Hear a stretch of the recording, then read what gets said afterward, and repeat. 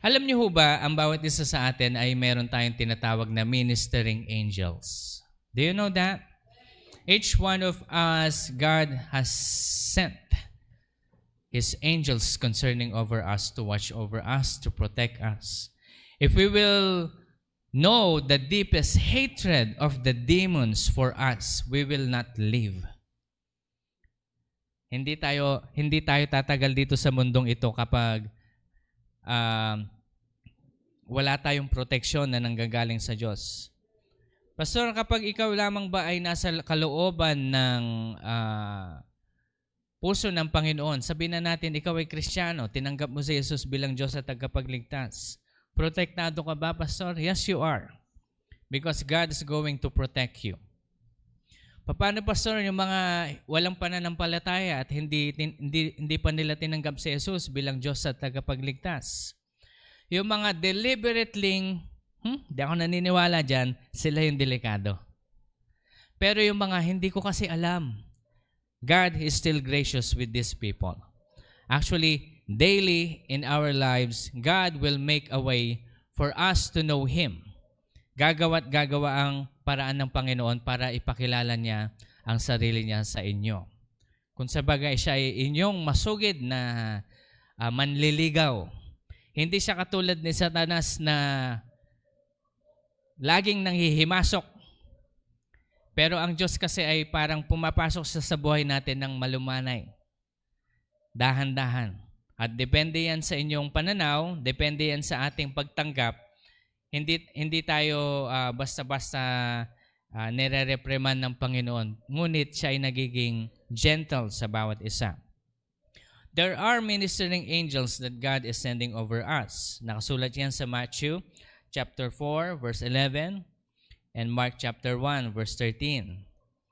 As much as there are angels assigned to each one of us, there are also demons that watch over us. Tingnan nito mabuti, ano?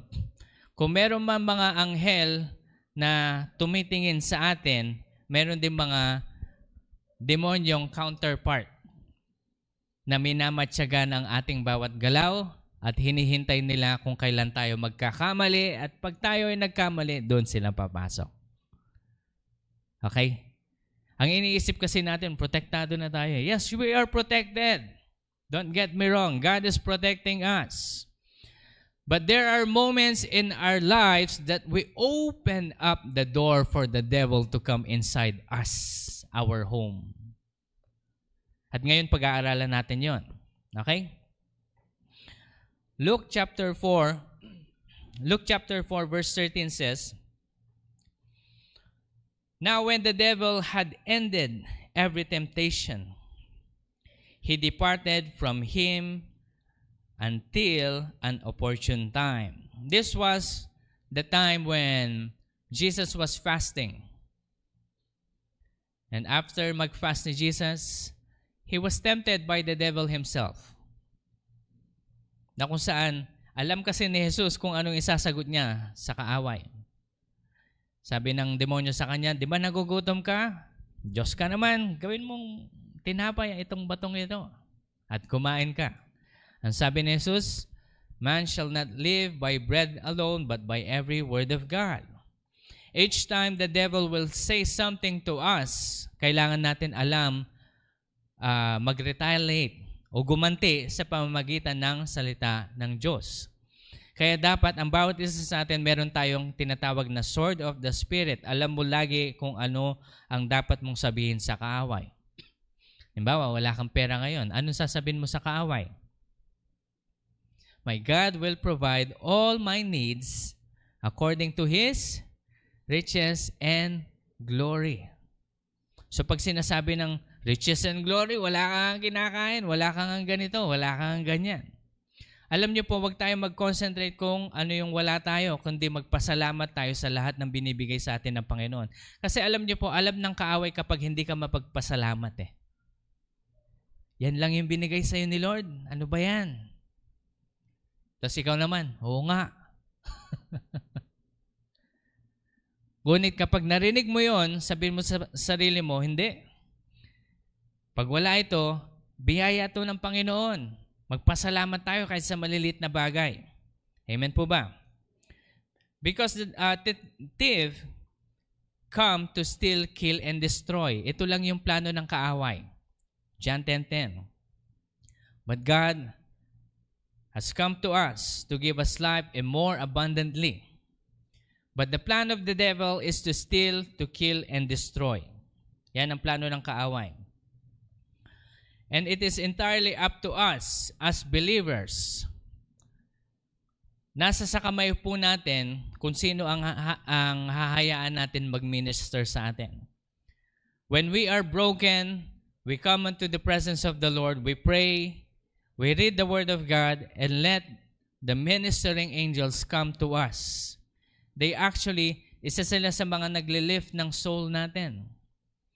Nung si Jesus ay nasa mountain of Gethsemane, o sabihin na natin yung binasa natin kanina, after the devil tempted Jesus, nung pagod na siya, sino ang nagtayo sa kanya? Mga anghel. Di ba?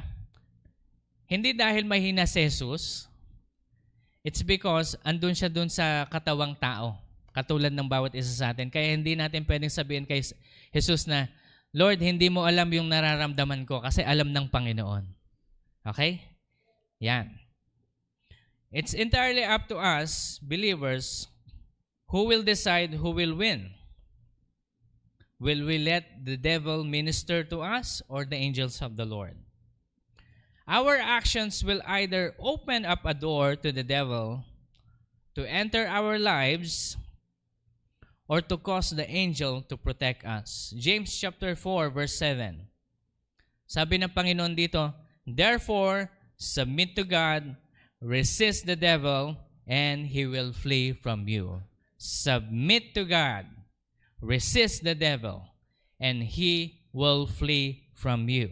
Remember these verses kasi mamaya medyo mabibigla kayo sa sasabihin ko, no? Kaya tandaan po natin yung mga verses para kapag dating mamaya nang itatanong ko sa inyo mamaya, ito yung nakasulat sa Bible. James chapter 4 verse 7. Because when we submit to God, anong ibig sabihin ng submission to the Lord? We do His will. We pray. We commune with Him. Kasi ang importante sa Panginoon, hindi yung religion. Hindi yung organization. Ang importante sa Panginoon, yung relasyon mo sa Kanya. Amen? Yung relationship mo sa Kanya. Paano ba mag-build up ng relationship with the Lord, Pastor? Of course, you will read His love letter. Babasahin mo ito araw-araw. Kapag tayo ay first time na in love, kapag nakatanggap tayo ng text o kung ano man sa ating mga minamahal, lagi natin binabasa kahit na alam mo na. Gayon din dapat natin gawin ito sa mga mensahe ng Panginoon. Okay? If we don't submit to the Lord, we will not be able to resist the temptation of the enemy.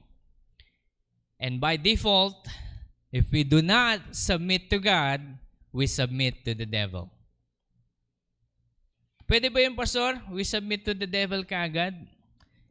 By default. Hindi, Pastor, ginagawa ko lang, neutral ako. Walang neutral.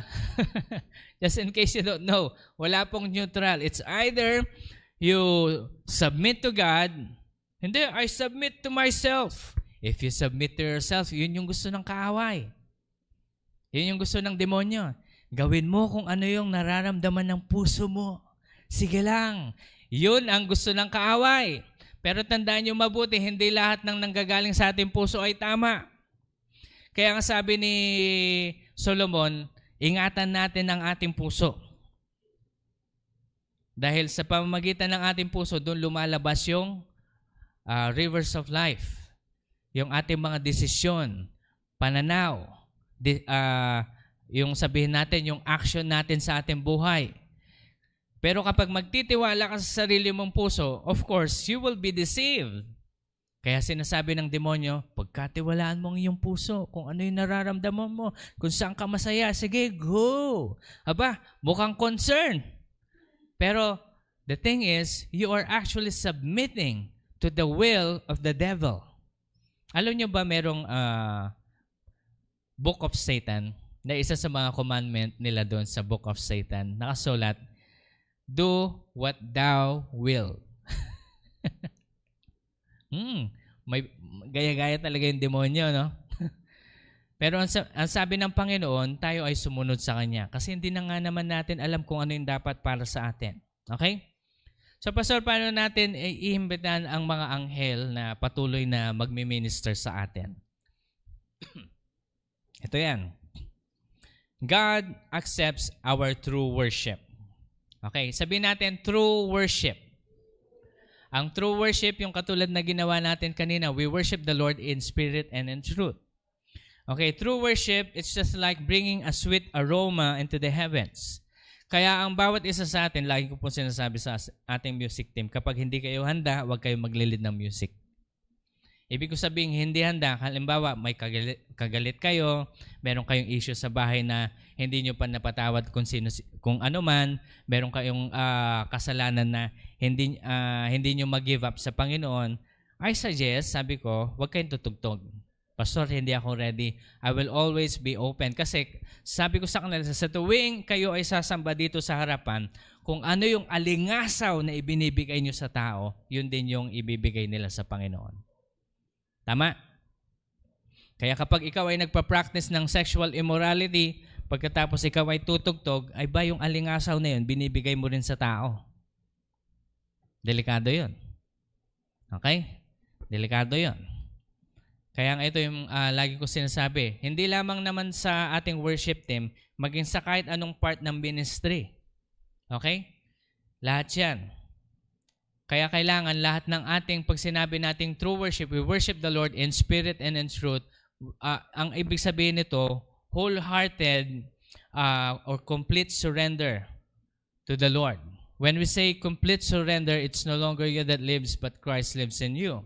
Ibig ko sabihin dito, sabi ng Panginoon sa atin, bago mo ibigay yung tithes mo, balikan mo muna yung kapatid mong kaaway mo at magpatawaran kayo. Kasi yung tithes na ibinigay mo sa Panginoon ay mapapawalang bisa. Kaya kunin mo na lang. Tapos magpatawaran kayo magkapatid. Same thing yon, hindi lang po sa tithes, kundi sa pagsamba din. Pupunta ka sa church kasi magulo sa bahay. Nag-away kayo magkapatid, nag-away kayong mag-ama, nag-away kayo ng nanay mo, nag-away kayo mag-asawa, tapos pagdating mo dito, pataas-taas ka pa ng kamay. It is not a condemnation, pero sinasabi ng Panginoon, magpatawad ka muna bago mo itaas yung kamay. Okay? Wala pala sa Bible yon. Pero parang, ang sinasabi ko lang dito is, yung same aspect na sinabi ng Panginoon na bago mo ibigay ang iyong ikapo, siguraduhin mo muna nagpatawad ka muna. Huwag niyong hahayaan na lumubog ang ng araw na hindi pa kayo nagpapatawad. Amen? Lahat na nagpatawad, magsabi ng, ayan, ang dami nagpatawad. Praise the Lord. Kaya ito yung pagkakaiba natin sa ibang simbahan. Ano po? Kaya kahit nakakaunti tayo, kapag tayo nagsamba, andun tayo kagad sa presensya ng Panginoon. Yung iba kasi, yung mismong worship leader, hindi tayo yung ibang worship leader ay hindi pa nagpapatawad, tapos maglilid siya ng worship. Walang mangyayari doon. Walang presence doon. Kasi after ng true worship, the presence of the Lord will fall down. And when the presence of the Lord will fall down, yes, andyan na yung mga ministering angels. Amen?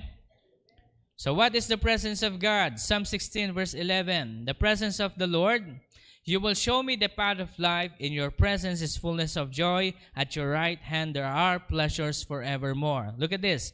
Psalm 16:11. Path of life, fullness of joy, and pleasures forevermore. This is after the presence of God fell down after worship. There is a path of life. There is fullness of joy. There is pleasure forevermore. Tandaan natin yun, path of life, fullness of joy, and pleasures forevermore. Sa path of life, ito, sabi niya sa Proverbs 12, verse 28, In the way of righteousness is life, and in its pathway there is no death. So, ibig sabihin, when God has settled your path it is always about good things. Okay? It's always about good things. Hindi siya always rainbows and butterflies. Okay? Don't get this wrong, no? Pag sinabi kasi ng Panginoon na a good thing, halimbawa, itong isang halimbawa. Isa sa mga panawagan ni Samson ay ma-inlove sa isang Palestino. Okay? Yun yung calling niya. Okay? Kasi yun yung judge, isa sa mga judge at parang ayaw niya maging judge kasi parang chill lang si Samson eh. Ayaw niya yung masyadong madaming obligasyon. Pero for some reason, hindi niya maintindihan na palagi siyang nai-inlove sa isang Philistine.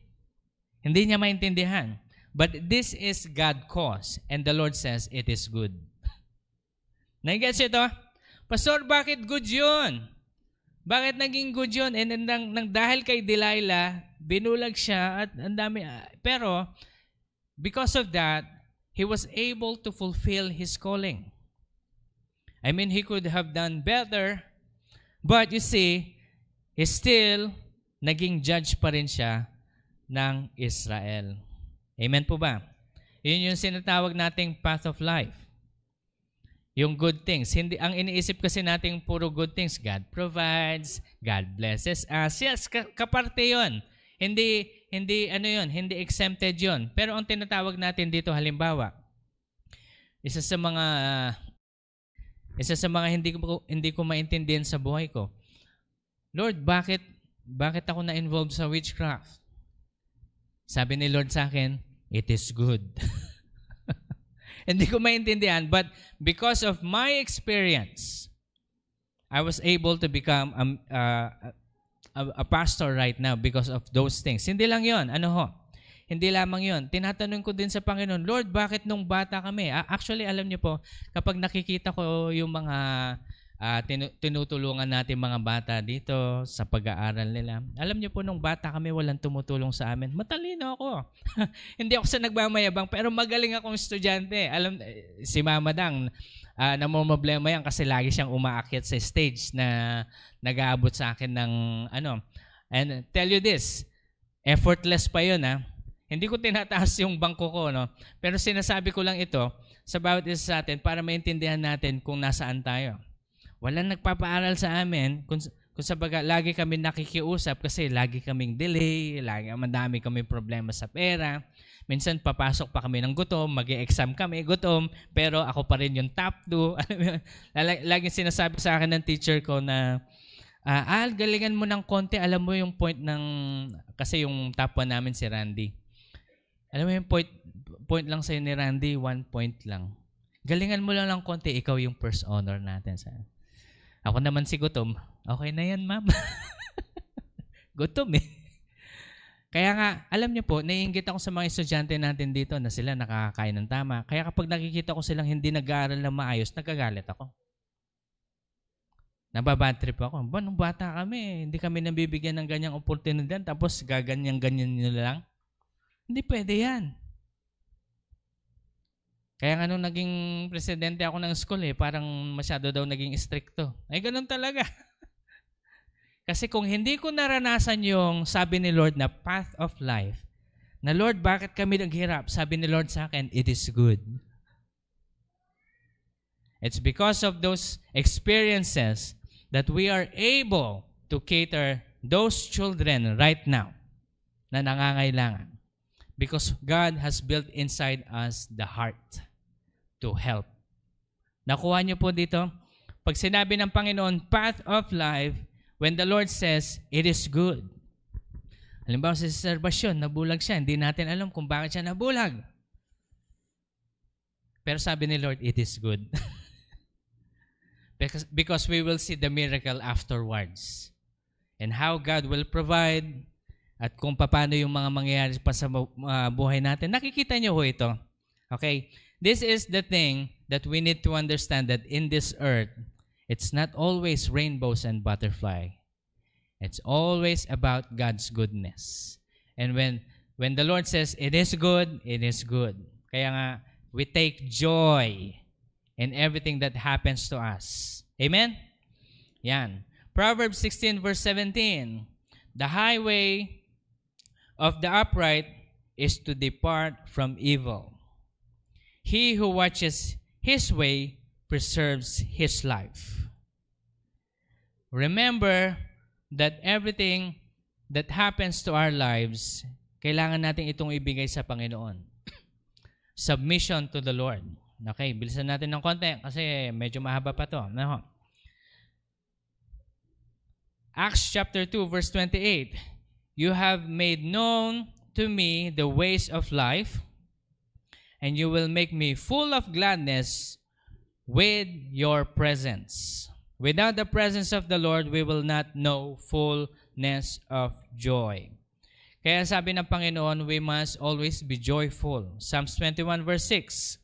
For you make him the most blessed forever, and you make him joyful with gladness in your presence.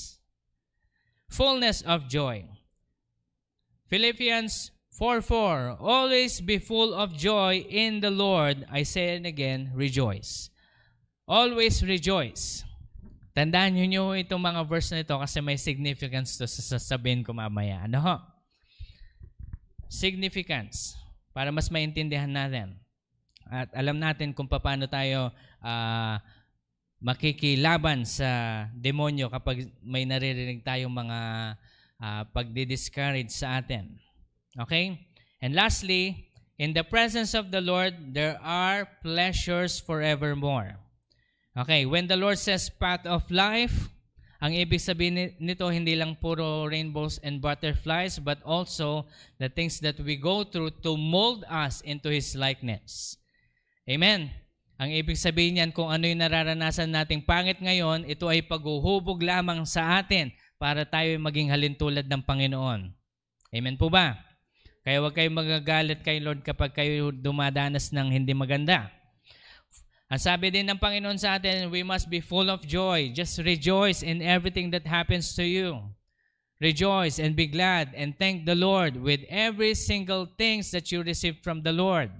Huwag tayo magiging ungrateful kasi lahat ng ungrateful hindi nabibiyayaan. Amen po ba? And lastly, ito yung madalas nating hinahanap, pleasures forevermore.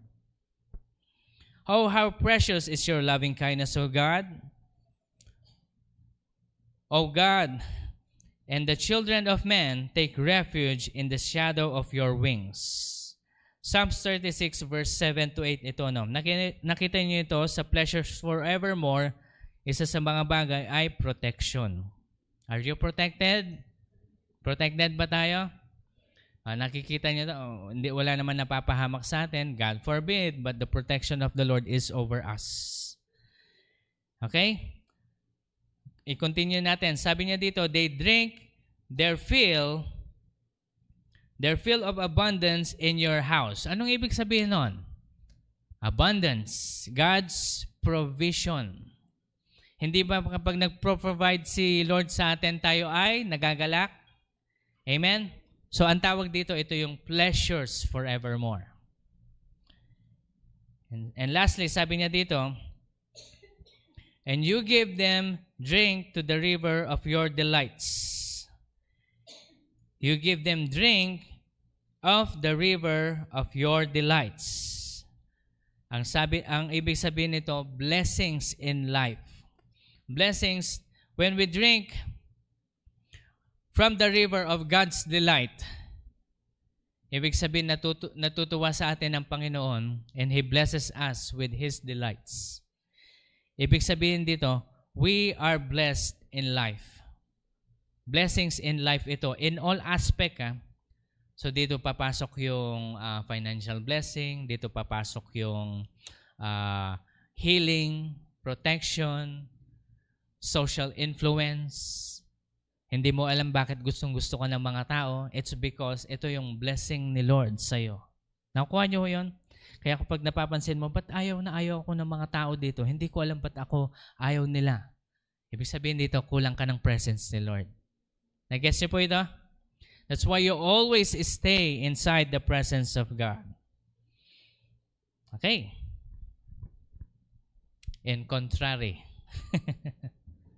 We're talking about the presence of the Lord. We're talking about His covering. Yung tinatawag natin dun sa path of life, fullness of joy, pleasures forevermore, and under the pleasures forevermore, andun yung protection, andun yung provision, andun yung blessings in life, in all aspect. At lahat ng mga ito, nanggagaling lahat saan? Sa presensya ng Panginoon. At makukuha lamang natin ito sa pamamagitan ng pagsasamba. Kaya tayo nagwo-worship. Pastor, bakit isang Sunday lang yung worship natin? Kaya nga sinasabi ko sa inyo, mag-devotion kayo. Meron dapat tayong personal time. Personal worship to the Lord. Meron ba kayo nun? Pastor, busy. Pastor, busy kasi madaming trabaho kasi ganito, ganyan. Ay, sasabihin ko sa inyo, yung lahat ng sinambit natin sa inyo kanina, without the presence of God, there is no path to life, there is no fullness of joy, there are no pleasures forevermore. There's no provision, there's no protection, there's no blessings in life. Are you getting this, people of God? Only inside the presence of the Lord you will be able to receive all of these things. At tanungin nyo kung sino yung nagdadala ng mga blessings na yon. The angels of the Lord. It is them who brings these gifts unto us. Sila ang nagdadala ng mga regalo na ito sa atin para tanggapin natin. Ibig mong sabihin, Pastor, kapag hindi kami nag-worship, pag wala kaming time ng mag-devotion, wala lahat ito. Yes. Alam niyo kung anong meron? Yung kabila. That bibigyan nila kayo ng imbis na pleasures, imbis na path of life, puro kadalakaduhan sa buhay. John 10:10, ang sabi ng John 10:10, ang sabi ng the thief comes to steal, kill, and destroy. Kapag nakita nilang wala kang sa presensya ng Panginoon, sila naman ang magdadala ng kapighatian, problema sa buhay. Pag nanakaw, hindi mo alam bakit nawawala yung mga pera mo. Kakasweldo mo lang, pero parang nalimas na parang hindi mo naintindihan. Nasubukan niyo na yan? Nasubukan niyo na nangyari sa inyo yan? And ibig sabihin, lumayo ka sa presensya ng Panginoon. In contrary, if you don't worship God, by default, you worship the devil. How so, Pastor? Paano nangyari yon? The devil will always tell you whatever you want. You do it. Ito yung laging sinasabi ng kaaway sa atin. Gawin mo kung ano yung gusto mo. Gawin mo kung ano yung nasa puso mo. Yan yung equivalent of not submitting to the Lord. Follow your feelings because that is your life. Alam niyo yung mga maririnig niyo sa mga ateista madalas? Buhay ko to, my decision, my body, my decision. No, it's no longer us that lives, but Christ lives in us. Amen? And the Lord also tells us that we do not live by feeling. We live by faith. Amen. If you live for yourself, you are living for the devil. Ulitin ko, walang neutral. Kapag hindi ka nagsamba sa Panginoon, hindi, Pastor, ano lang naman, sa bahay lang naman ako, relax lang. Yun nga yung gusto ng kaaway, mag-relax ka lang. Yun yung gusto ng kaaway, yung ikaw ay mag-chill at walang ginagawa. Kasi an idle mind, yung, alam niyo mga idle, ang ibig sabihin ng idle, yung kapag steady lang, wala kang ginagawa. An idle mind is the devil's playground.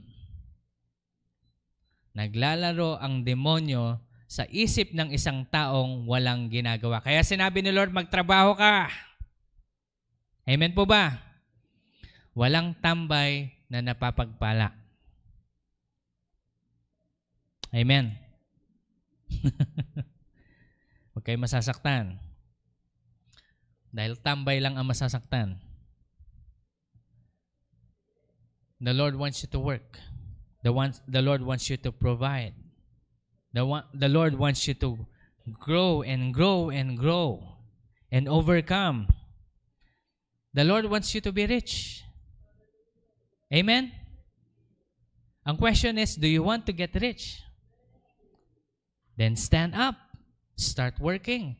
Pastor, ito lang yung skill ko. Ito lang yung... It doesn't matter. The Lord is going to bless you. Na kahit na ano man yung skill mo, ulit-ulitin ko po sa inyo, yung inaral ko sa college, hindi ko man nagagamit sa trabaho ko ngayon. Ito yung inaral ko nung college. Yan, nagagamit ko para sa ministry sa Panginoon. Pero sa trabaho at kinikita ko ngayon, walang kinalaman. Walang kinalaman to. And I want you to understand it's because of the blessing of the Lord. It is He who teaches everything. Tinuruan niya akong paano. At ngayon, pwede ako mag-preach sa inyo ng buong kasigasigan kasi hindi ko iniisip yung financial ko. Kasi God provides. How, Pastor? Iba kasi yung sa akin at iba rin yung sa inyo. Kailangan po natin malaman kung saan tayo nilalagay ng Panginoon. At may karugtong yan sa mga kasalukuyang kaganapan sa ating buhay. Okay? Ngayon, in contrary nga, sabi natin sa pinag-uusapan natin ngayon, kapag hindi mo sinasamba ang Panginoon, ang katumbas nito ay parang sinasamba mo ang dyablo. Okay? Yan yun. Ngayon, kapag sinasamba mo ang dyablo, mapapansin mo na lang na kapag yung isip mo ay naka-idle, ibig sabihin I-D-L-E, ibig sabihin nito yung parang nakatambay lang, walang iniisip, maglalaro yung kaaway dyan sa isipan mo. At oras na maglaro yan, doon ka na magkakasala, hindi mo napapansin. Amen? Huwag mong i-entertain. Dahil kapag in-entertain mo ang kaaway, halimbawa, paano ba i-entertain ng kaaway, Pastor? Halimbawa, yung nangyari kay Jesus. Kung Diyos ka nga, sige nga, gawin mo itong bato na tinapay para ikaw makakain. Pag in-entertain mo yun, oo nga no, pwede naman kasi Diyos ako. O sabihin na natin, in your perspective, bilang isang tao, sasabihin ng kaaway sa'yo na, halimbawa, wala ka namang ginagawa, okay lang naman mag-relax from time to time.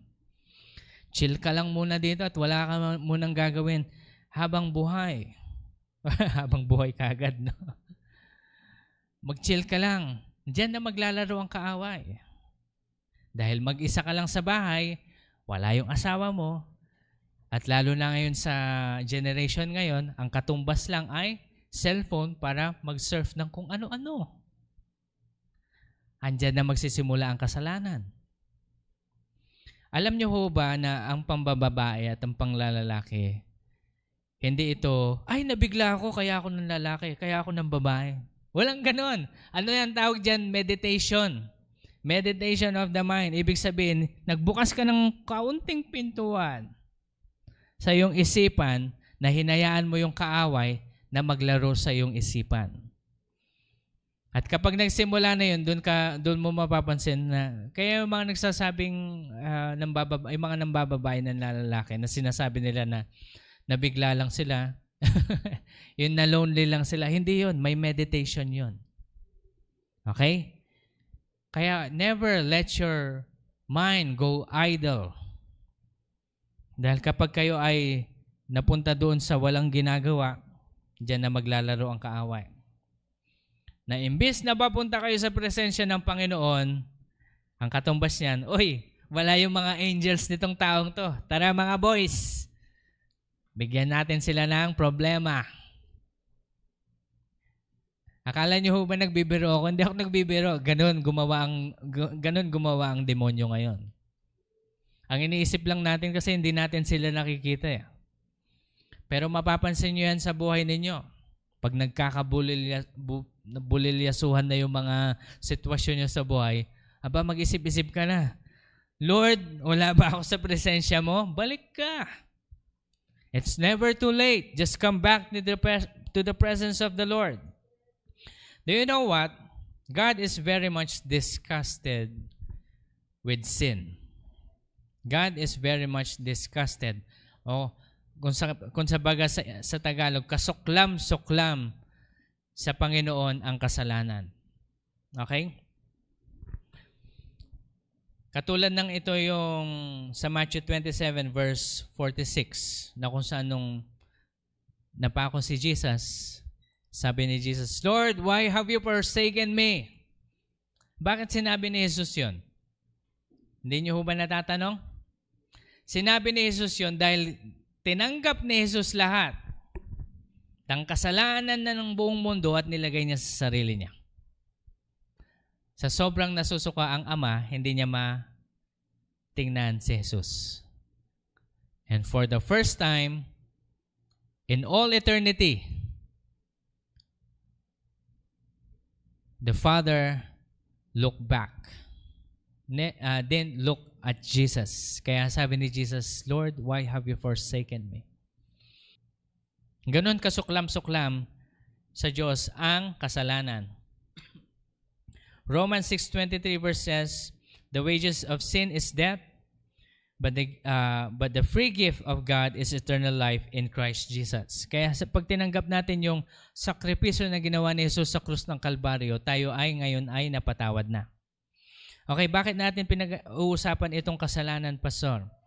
Kasi sa tuwing magiging idle yung isip natin, doon papasok ang kaaway, doon sila manghihimasok, imbis na guardian angel ang pupunta sa inyo, yung inyong mga destroyer, ang tinatawag natin mga demonyo naman ang mag-aabot sa inyo ng mga problema sa buhay.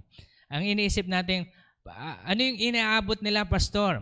Kung sabaga yung sa maanghel, ano yung dinadala nila? Path of life, pleasures forevermore, provision, protection, ito yung dinadala ng mga anghel sa atin. Pero kapag wala tayo sa presensya ng Panginoon, kabaliktaran lang lahat nun. Imagine niyo yun. Ano ho? Yan. Doon napapasok yung kasalanan nun. Kasi doon papasok yung temptation, doon papasok yung doon ka bibigay sa kasalanan, andun ka mag-iisip ng kung ano-ano. Kaya mga nanay na iiwan sa bahay, mga nanay lang okay, na naiiwan sa bahay, gawin yung prayer time, yung mga moments, halimbawa, nakalinis na po kayo ng bahay, na-prepare nyo na yung pagkain ng mga kakain mamaya, ng mga anak ninyo, ng inyong asawa, ready na lahat, etc. Tapos meron na kayong free time, yung mga moment na yan, binibigay nyo dapat sa Panginoon. Yes, meron tayong time na mag-entertainment. Sometimes, manood tayo ng TV, manood tayo ng movie. Hindi naman po bawal yon. Ang bawal lang is yung kapag yung buong maghapon nandun ka na. Natapos mo yung buong series ng K-drama. Okay? Nandun ka na. O, next season.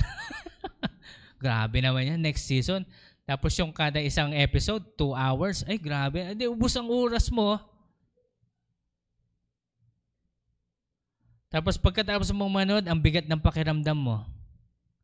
Tapos yung pinanood mo pa, yung asawa, nangangaliwa sa trabaho. Ikaw ngayon, nangangaliwa yata yung asawa ko. Kaya pagdating ng asawa mo, walang kinalaman sa pinanood mo. Saan ka na naman galing? Sa trabaho. Ba't ka na naman galit? Baka may binababae ka na naman, sa kakanood mo yan. Hindi, ang akala kasi natin, tumatawa tayo, ang akala natin parang, it's true, Pastor, it's true. Yes, it is true. Alam nyo ba yung mga ganitong palabas, mayroong espiritu yan? Naglalabas ng espiritu yan ng pakiramdam. Kaya isipin nyo yan, mali. Na imbis na nag-waste tayo ng time sa mga ganito, yes, manood tayo from time to time, pero wag naman yung buong maghapon nandun ka na. Bigyan mo ng oras ang Panginoon. Amen po ba? Hindi na mamalimos si Lord sa inyo. Bigyan niyo siya ng oras kasi pagpapalain niya kayo. Okay? Para walang papasok na kasalanan. 2 Thessalonians chapter 1 verse 9. This will pay the penalty of eternal destruction away from the presence of the Lord and from the glory of His power. When we are out of the presence of God, we are going to have this what we call eternal destruction. It's either we live for the Lord or we live for the world. Choose. Kung sinabi natin sa ating sarili na tayo Kristiyano na ngayon, then magpaka-Kristiyano na tayo. Ibig ko sabihin dito is yung karirin na natin. Hindi yung tayo yung Kristiyano lang tuwing Sunday, pero pagdating ng mga weekdays, balik tayo sa dating gawi. Hindi ganon. Ang tawag doon, lukewarm. Ang sabi ng Panginoon, mas tatanggapin ko kayo kapag kayo ay sobrang lamig o kaya sobrang init. Pero pag kayo ay lukewarm, yung tamang-tama lang, yung init-lamig, anong tawag doon? Kapag yung kanin ay init-lamig, anong mangyayari sa kanin? Panis. Amoy panis. Ayaw ni Lord yan. Okay? If God finds sin detestable, di dapat parehas lang tayo. Hindi, pastor, kasi sin is, ito yung mga pag-iisip ng mundo, no? Yung kasalanan kasi, pastor, masaya. Masaya kasi ang gumawa ng kasalanan. Andun pa ba kayo? I rebuke that spirit within you if you are still in that position. Hindi ako sa nagko-condemn. It's not that I'm condemning that you are enjoying this kind of sin. Nag-i-enjoy tayo sa ating lustful desire na babae ka, gusto mo rin ng chicks na katulad mo, na minsan gagawa ka pa ng paraan para makapag-chicks. At gustong-gusto mo yung ganong practice. At sasabihin ko po sa inyo, kapag nag-i-enjoy ka pa rin sa mga moment na ganon, be afraid. Because the Lord is coming soon. Pastor, doon lang ako sumasaya. Hindi magandang kasayahan yan. Ang sinasabi ko po sa inyo, darating ang panahon na ikokorek ka ng Panginoon. At kapag kinorek ka ng Panginoon, huwag mo nang hintayin na ikorek ka ni Lord. Dahil pag nagmatigasan ka sa Panginoon, bibigyan ko kayo ng isang matigasan moment. No? Parang ganito. Nagmatigasan ako kay Lord. Bibigyan ko kayo ng experience para malaman ninyo. Sabi ko sa Panginoon, Lord, ayoko magpastor. Naalis ako. Bahala ka. Magtawag ka ng ibang magiging pastor sa Humphrey. Wala akong pakialam. Ganun na ako. Pero naririnig ko ang banal na Espiritu. Sabi ng banal na Espiritu sa akin, anak, magstay ka kasi kailangan ka dito. Magstay ka kasi dito kita pagpapalain. Hindi, Lord. Gusto kong kasi andun na yung mga kabanda ko. Tawag na nila. Hinihintay na nila ako doon, Lord. Yan. Sayang naman. Sayang yung opportunity. Batang-bata pa ako and I can do all of these things. Saka minsan lang to, Lord. Babalik na lang ako siguro kapag medyo matanda na ako. Ganon. Yun yung plano ko. Sabi ni Lord sa akin for the second time, habang bumibili kami ng ticket, anak, huwag kang bibili. Lord, andito na Lord. Ito na oh. Ito na Lord. Oh. Third time, papunta na kami doon sa bahay ng kaibigan ko. Then doon kami mag-stay. Sabi ni Lord sa akin, anak, umuwi ka na. Lord, may ticket na, nakabalot na kami. We're ready to go. Ganun na ako. That very night, since nagmatigasan ako kay Lord, biglang lumambot yung tuhod ko at di na ako nakatayo. Ano nangyari, Pastor? Because God loves me so much, He will correct me. When the Lord says and told me, when I was saved, when I was 16, no one can snatch you away from my hand. Sabi ng Panginoon sa akin, anak, magstay ka. Did God made a way for me to stay? Yes. Nang dahil sa kasalanan kong pasaway, nadamay pa sila mama nagbayad sa ospital. Tingnan niyo yung kasalanan, nandadamay. Kaya kapag ikaw, patuloy mong pinapractice yung mali, pagkatapos mong narinig yung mensahe na ito, sasabihin ko sa inyo, eto makinig kayo mabuti, wawarningan ka ni Lord ng isang beses. Malakas yung isang beses. Wawarningan ka niya ng pangalawa, medyo humihina. Pag sa pangatlo, mahina na. Pag apat, i-ready mo na yung sarili mo kasi may mangyayari sa'yo. Ganun ba ang Diyos, Pastor? Yes, because He loves us so much. Okay, this only applies to those who knows the Word. Pastor, dapat di na lang ako nakinig sa'yo para hindi ko alam. Actually, oo, mas maganda yon. Pero, hindi rin mainam kasi pagdating ng rapture, hindi ka pa rin sasama. Pero ngayong narinig mo na yung mensahe ng Panginoon, alam mo na yung katotohanan, huwag mo lang i-practice. Itap mo yung sarili mo. Itong katawang to, sabihin mo sa sarili mo, itong katawang to ay para lang sa Diyos. Itong katawang to, para lang sa Panginoon. That's why kung ano man yung ipapractice ng katawan mong yan, ay para lamang sa ikalulugod ng Panginoon. Amen? Ngayon, bakit natin itong pinag-uusapan itong kasalanan? No. Kasi ito po, we are the church. Tama? We are the church.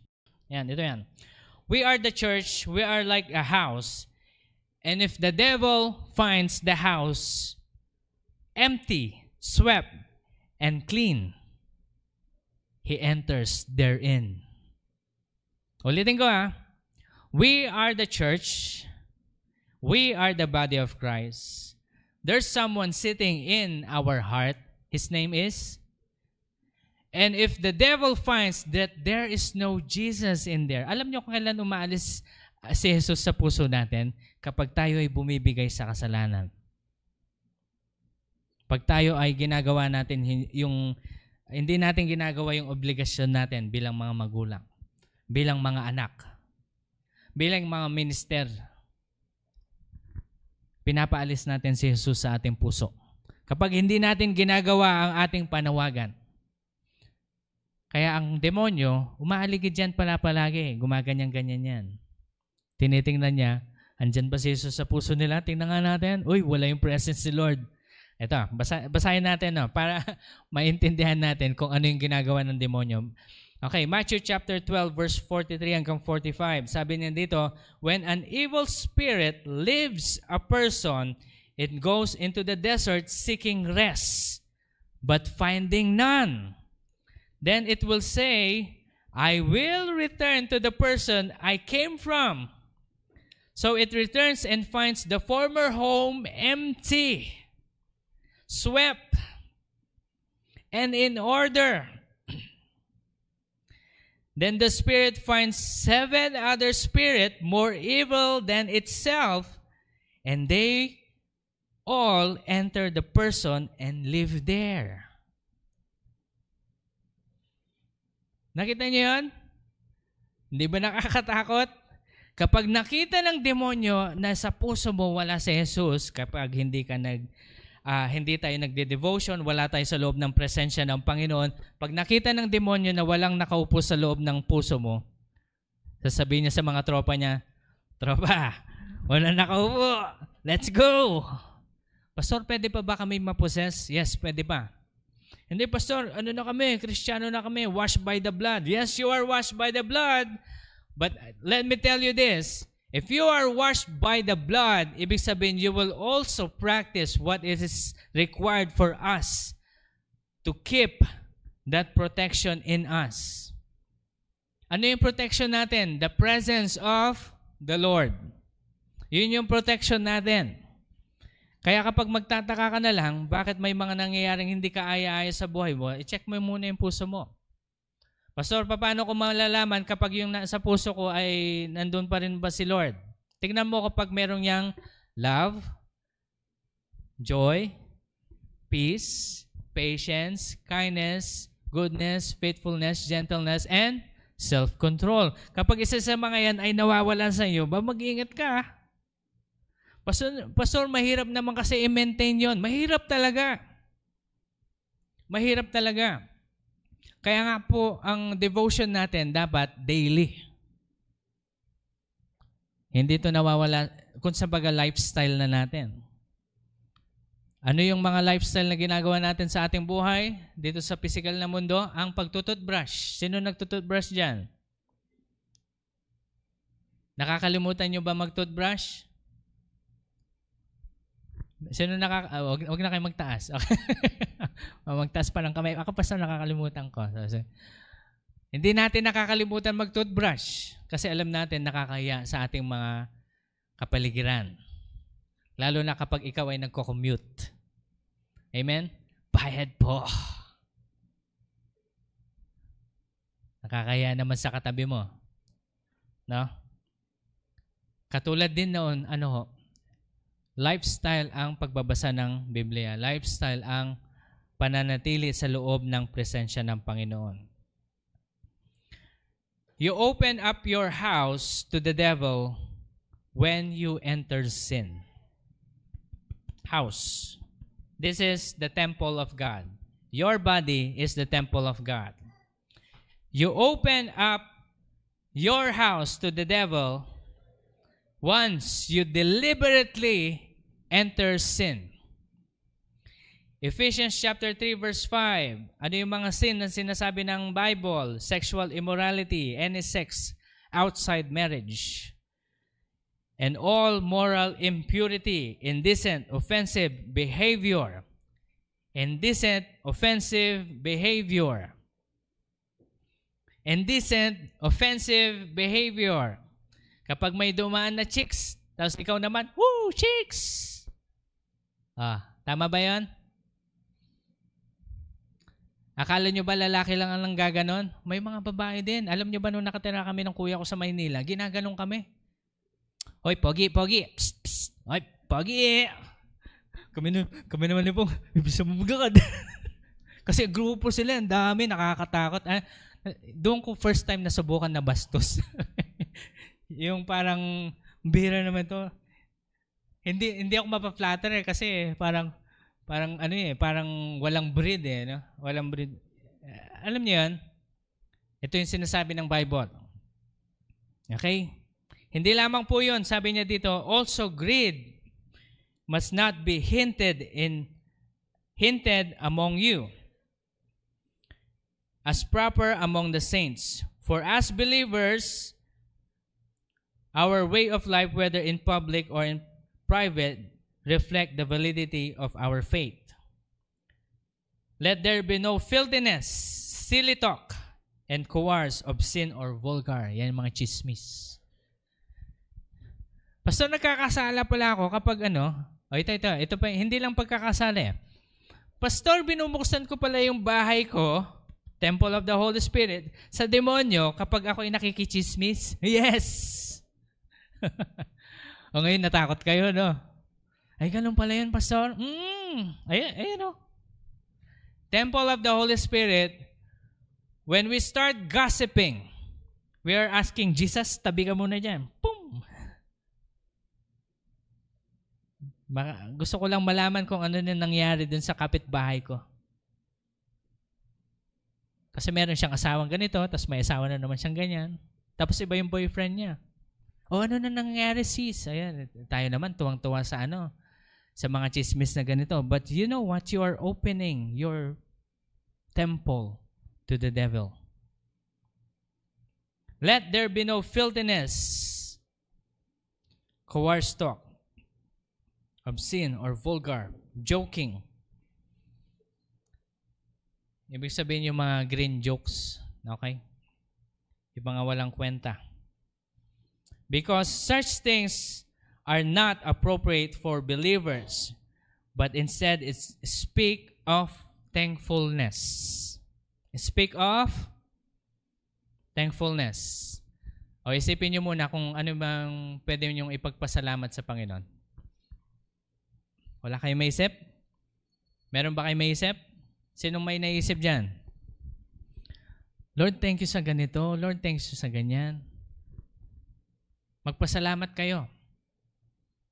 Lord, thank you kapag kinorek mo ko. Thank you, Panginoon, dahil ito yung binigay mo sa akin trabaho. Thank you, Lord God, dahil yung mga anak ko ay maayos naman. Magpasalamat tayo sa Panginoon sa lahat ng oras. Because of that, the presence of the Lord will also be upon you. Okay? Sabi niya pa dito, for be sure of this, that no immoral, impure, greedy person, for the one is in effect an idolater, has any inheritance to the kingdom of God. For such person places a higher value on something other than God. We value the Lord more than anything. Ito kasi ang nangyayari yan, no? Ito ang nangyayari yan. Kapag tayo ay nagsasamba sa Panginoon, pinapalakas natin yung mga anghel natin. Kapag tayo ay nasa loob ng presensya ng Panginoon, lahat ng ministering angels natin, pinapalakas natin. Alam niyo po ba yan?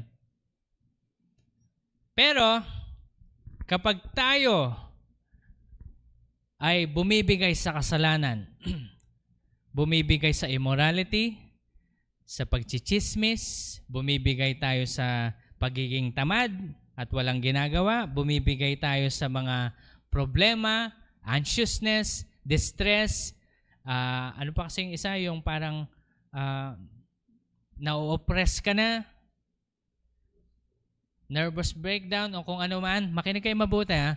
Alam niyo ho ba na parang yung pinapakain, hindi parang pinapakain niyo yung mga demonyo. Ulitin ko ito, makinig kayo mabuti, no? Lumalakas ang demonyo kapag tayo ay bumibigay sa kasalanan. Lumalakas ang demonyo na naka-assign sa atin kapag tayo ay bumibigay sa kasalanan.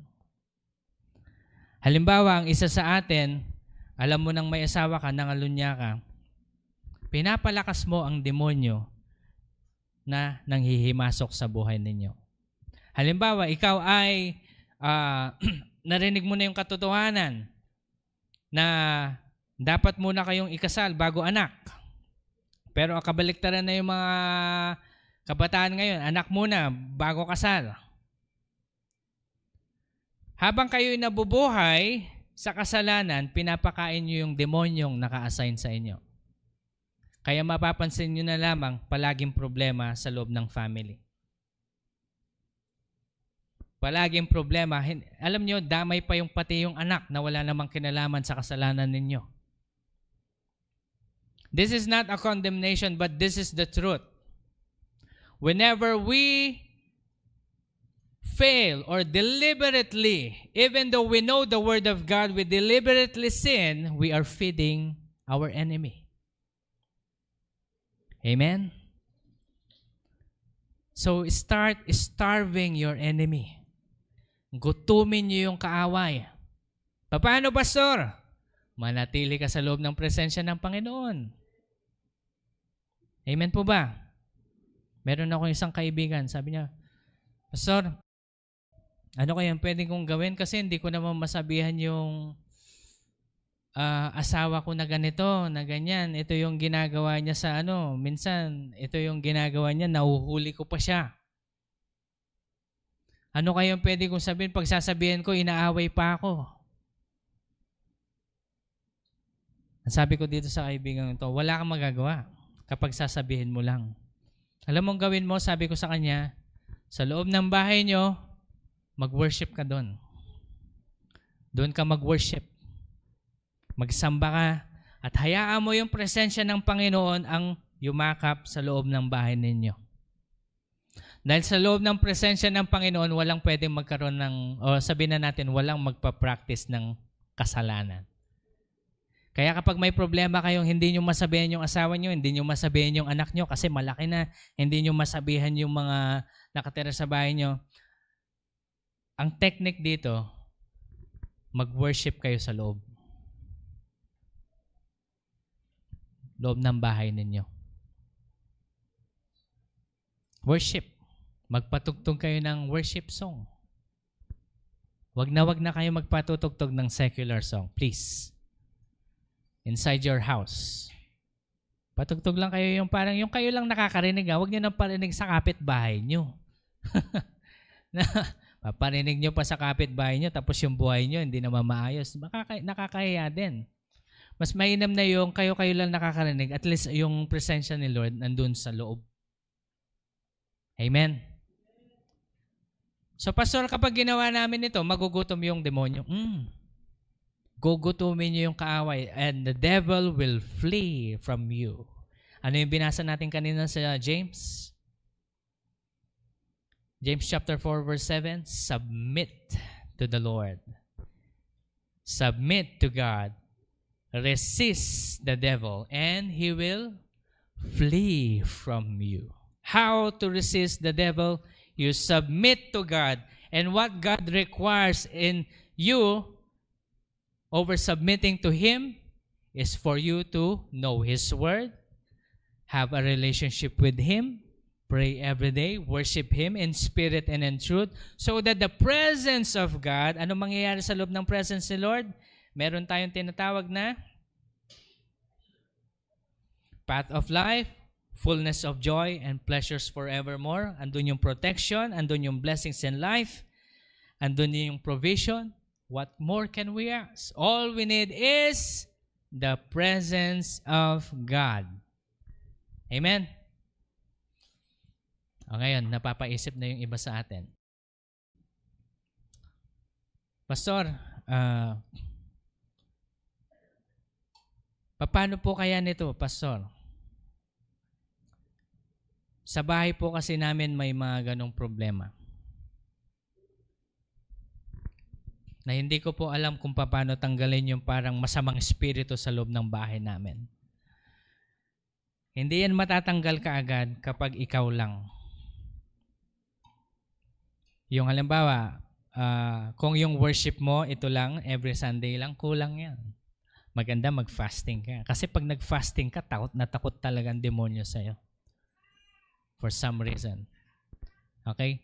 Pero kapag ikaw ay nasa kalooban ng kaaway dahil hindi ka nagpa-practice ng pinagagawa sa iyo ng Panginoon, of course, you're opening up your door for the devil. Now, ito yung gagawin natin, ano ho? And I ask the music team, ready na kayo, no? Ganito ba yung gagawin natin? We are going to declare this morning what God is going to do inside our house. Okay? Can I all ask everyone stand up?